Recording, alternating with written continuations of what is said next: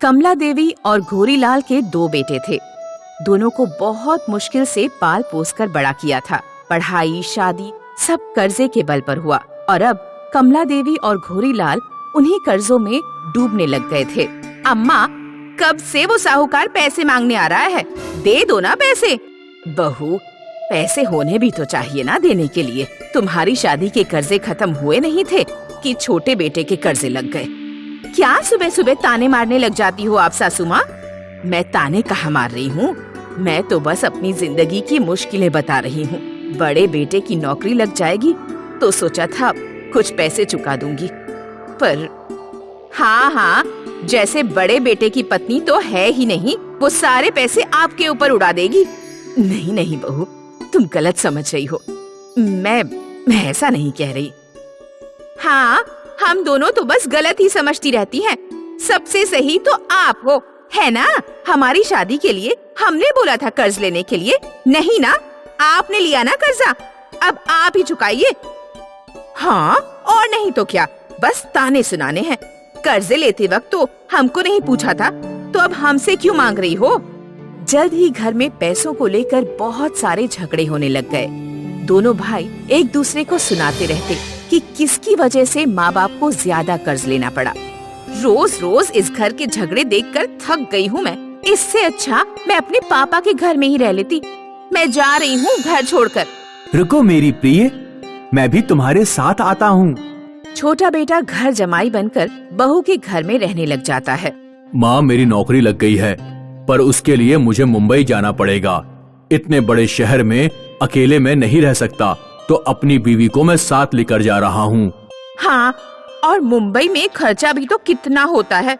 हम दोनों को अपना घर चलाने में सारे पैसे खत्म हो जाएंगे, तो पैसों की उम्मीद तो बिल्कुल मत करना हमसे। एक ही महीने के अंदर उनका घर खाली पड़ गया। कमला की तबीयत भी अक्सर खराब रहती थी। दोनों पति पत्नी बहुत मुश्किल से एक वक्त का खाना बना पाते थे।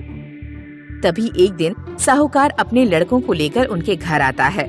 तुम दोनों के उम्र का लिहाज करके मैंने 1 साल इंतजार कर लिया। अब बस बहुत हुआ। सीधी उंगली से घी ना निकले तो उंगली टेढ़ी करके घी निकालना पड़ता है, और वो मुझे अच्छे से आता है। साहूकार के लड़के कमला के घर से टीवी और बाकी कुछ सामान ले जाते हैं। साहूकार जी, भगवान के लिए ये तमाशा रोक दीजिए। मैं आपको अगले महीने जरूर पैसे दे दूंगी। मेरे बेटे की नौकरी लग गई है मुंबई में, मैं उससे कुछ पैसे मांग लूंगी। बहुत सुन लिया तुम्हारे बेटे की नौकरी के बारे में। पूरे गांव में चर्चा हो रखी है तुम्हारा बड़ा बेटा मुंबई में अय्याशी कर रहा है, तो उसने तुम्हें भी पैसे भेजे ही होंगे। अगर तुम मुझे पैसे नहीं दोगी तो मैं ऐसे ही तुम्हारा सारा सामान बेच के अपना कर्जा चुका लूंगा। साहूकार घर के आधे सामान ले जाता है। अब कमला और घोरीलाल जमीन पर सोने लगे थे। एक तरफ के पैसे देने के लिए दूसरे तरफ से उधारी मांगनी पड़ती है। क्या दिन देखने पड़ रहे हैं। इस बार अगर बिजली का बिल नहीं दिया तो वो हमारा कनेक्शन काट देंगे। मैं कुछ करता हूँ कमला। 2 नौजवान बेटे तो बूढ़े माँ बाप को छोड़कर चले गए, अब हमें ही कुछ करना पड़ेगा। घोरीलाल अपने पुराने मालिक के पास जाता है, उससे काम मांगने। मालिक उसकी उम्र और हालात देखकर उसे काम देने से मना कर देता है। घोरीलाल उस दिन पूरे गांव में काम ढूंढते हुए फिरता है, पर उसे कोई काम नहीं मिलता। कोई काम मिला? नहीं, कुछ नहीं मिला। कोई बात नहीं, कल मिल जाएगा। ये रोज का सिलसिला बन गया। घोरीलाल रोज घर से काम की खोज में निकलता और रोज उदास होकर वापस आ जाता। कमला किसी तरह घर का खाना बना रही थी, पर अब राशन भी खत्म होने को आया था। सुनिए, मेरे पास ये सासू माँ का दिया हुआ मंगलसूत्र है। ये शायद सोने का है, इसे बेच देते हैं। हे ईश्वर, ये कैसा दिन देखना पड़ रहा है। एक औरत अपनी सुहाग की निशानी बेच रही है और उसका पति कुछ नहीं कर सकता। आप चिंता मत कीजिए, जब हमारे कर्जे खत्म हो जाएंगे तो हम फिर से नया मंगलसूत्र खरीद लेंगे। अभी इसे बेच देते हैं, कुछ पैसे आएंगे तो घर में राशन आएगा। हाँ, वैसे भी अब गांव में कोई दुकान नहीं बची जहाँ से हमने उधार ना लिया हो। कोई भी हमें पैसों के बिना उनके दुकान के अंदर जाने नहीं देगा। घोड़ीलाल और कमला उदास होते हुए मंगलसूत्र बेच देते हैं। वो जैसे सोनार की दुकान से थोड़ी खुशी के साथ निकल रहे थे, उन्हें साहूकार ने देख लिया। ओहो, गरीब पति पत्नी सोने की दुकान से पैसे लेकर निकल रहे हैं। मेरे पैसे तो चुकाए नहीं और खुद ऐश करने वाले हैं। नहीं, ऐसा नहीं है, हमें इन पैसों की बहुत जरूरत है। जरूरत तो हमें भी है। चल ला इधर, ये मेरे पैसे हैं। साहूकार जबरदस्ती सारे पैसे छीन लेता है। कमला और उसके पति साहूकार के नौजवान लड़कों के सामने कुछ नहीं कर पाते और उनका एक आखिरी आसरा, जो कि उस मंगलसूत्र के पैसे थे, वो भी उनसे छिन जाता है। हे भगवान, अब तो मुझे मरने के अलावा और कोई तरीका नहीं दिख रहा है इस दुख भरी जिंदगी से छुटकारा पाने का। ऐसा मत कहो कमला, मुझे पूरा विश्वास है हमारी किस्मत पलट जाएगी। हम हमेशा ऐसे गरीब नहीं रहेंगे। दोनों अपनी आंखों में आंसू लिए घर की तरफ बढ़ने लग गए। तभी पीछे से सोनार उनकी तरफ चिल्लाता हुआ आता है। अरे घोरी, सुन, रुक रुक रुक, तुम दोनों की लॉटरी लग गई है। क्या मतलब है आपका भाई साहब? बहन जी, आपने जो मंगलसूत्र बेचा है उसमें एक ऐसा अनमोल रतन लगा हुआ था जिसकी कीमत हजारों लाखों नहीं करोड़ों में थी। आपकी 3 पुश्ते भी घर बैठ के पैसा उड़ाएंगी तो भी खत्म ना होगा, इतने पैसे मिलेंगे उसके। क्या बात कर रहे हो मंटू, सच में? पर वो तो मेरी दादी का मंगलसूत्र था जो मेरी माँ को मिला था।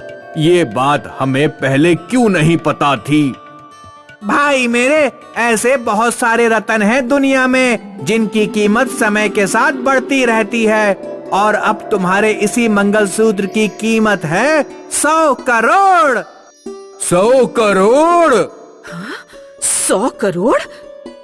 हाँ हाँ, सही सुना तुमने, 100 करोड़। तुम्हारी तो लॉटरी लग गई है।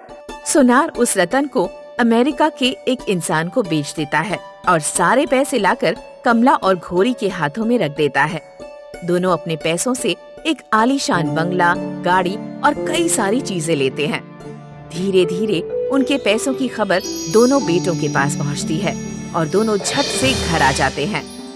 माँ, मैं तो तेरा बेटा हूँ, इस जायदाद पे मेरा ज्यादा हक होना चाहिए। माँ, मैं तो तेरा लाडला बेटा हूँ, तो मुझे ज्यादा पैसे नहीं देगी? तू हमेशा भैया को ही ज्यादा प्यार करती है।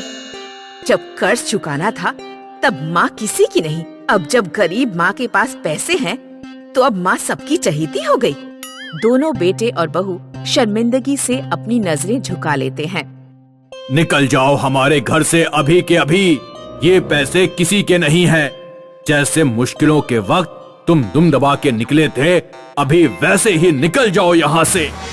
घोरीलाल छड़ी लेकर अपने बेटों और बहू के पीछे भागते हुए उन्हें घर और गांव से बेदखल कर देता है और दोनों पति पत्नी अपनी आलीशान जिंदगी जीने लगे। बहुत साल पहले दक्षिण भारत में ब्रह्मदत्त नाम का एक राजा रहता था। ब्रह्मदत्त एक छोटी रियासत का राजा था।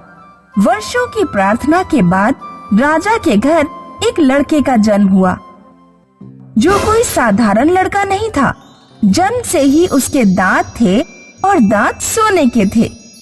हमारे बेटे के दांत सोने के हैं, इसलिए सभी लोग हमारे बेटे को सोनदत्त कहकर बुलाएंगे। सोनदत्त फल और सब्जियों के अलावा जिस चीज को भी दांतों से काटता वो चीज सोने की बन जाती। अनाज भी सोनदत्त को खाने के लिए नहीं दिया जाता था। राजा के दरबार में कौशल और हीरामणि नाम के 2 मंत्री थे।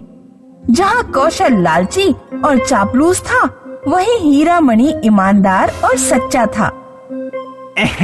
महाराज, राजकुमार के जन्म के बाद जश्न में काफी खर्चा हो गया है। आपको राज्य के व्यापारियों से कर बढ़ाकर ज्यादा पैसे वसूल करने चाहिए। हाँ। नहीं महाराज, जश्न में खर्चा आपने अपनी खुशी से किया है। जश्न में हुए खर्चे की कीमत राज्य के व्यापारियों से वसूलना न्यायोचित नहीं है। और फिर हमारे राज्य में ज्यादातर छोटे व्यापारी हैं। अगर आप उनका कर बढ़ाएंगे तो उन्हें परेशानी होगी। तुमने बिल्कुल ठीक कहा हीरामणि। हमने फैसला किया है कि हम तुम्हें महामंत्री बनाएंगे। आज के बाद सारे मंत्री तुम्हारी देखरेख में काम करेंगे। राजा ने हीरामणि का पद बढ़ा दिया तो कौशल का खून खौल गया। राजा को अपने फैसले की कीमत चुकानी होगी। राजकुमार सोनदत्त के आसपास कड़ा पहरा लगा रहता था, लेकिन कौशल ने चालाकी से सारे पहरेदारों को हटा दिया। सैनिकों, राज्य पर हमला हो गया है, तुम सभी महल के बाहर पहुंचो। जब पहरेदार चले गए तो कौशल ने सोनदत्त को उठाया और उसे चुराकर श्रीलंका भाग गया। उस समय श्रीलंका में मयूर नाम का एक शक्तिशाली राजा राज्य करता था। कौशल ने बहुत बड़ी मात्रा में धन संपत्ति लेकर सोनदत्त को श्रीलंका के राजा को बेच दिया। आपने इस लड़के को खरीद तो लिया है, लेकिन बड़े होने पर इसे अपने असली माता पिता की याद आ सकती है। हाँ, ये तो तुमने ठीक कहा। राजा ने अपने राज्य के तांत्रिक को बुलाया और अपनी समस्या बताई। तांत्रिक ने तंत्र मंत्र से सोनदत्त की पुरानी याददाश्त बिल्कुल साफ कर दी। बस एक चीज का ध्यान रखना, इस लड़के को कभी प्रेम नहीं होना चाहिए। अगर प्रेम की घटना इसके अंदर घटी तो इसे अपना अतीत याद आ जाएगा। सोनदत्त राजा मयूर के यहाँ बड़ा होने लगा। सोनदत्त को लड़कियों से दूर रखा जाता था ताकि उसे प्रेम ना हो।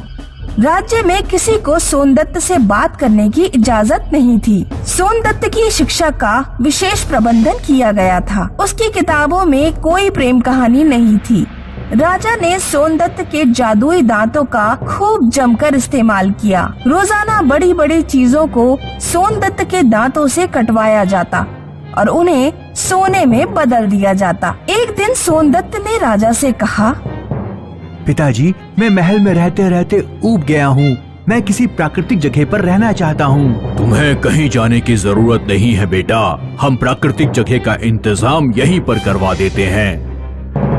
राजा ने तुरंत अपने राज्य के सबसे काबिल बागवान को बुलाया और सोनदत्त के लिए एक विशेष बागीचा तैयार करने का हुक्म दिया।